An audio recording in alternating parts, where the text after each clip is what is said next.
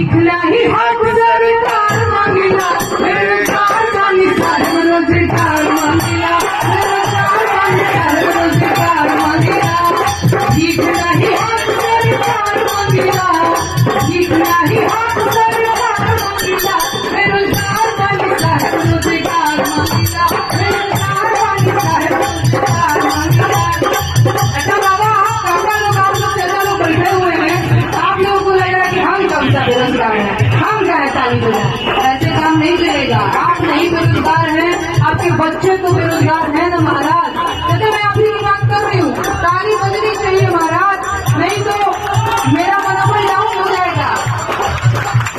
ठीक नहीं हक सरकार मांगेगा, ठीक नहीं हक सरकार मांगेगा बेरोजगार वाली साहेब रोजगार मांगेगा बेरोजगार वाली साहेब रोजगार मांगेगा बेरोजगार वाली साहेब रोजगार मांगेगा।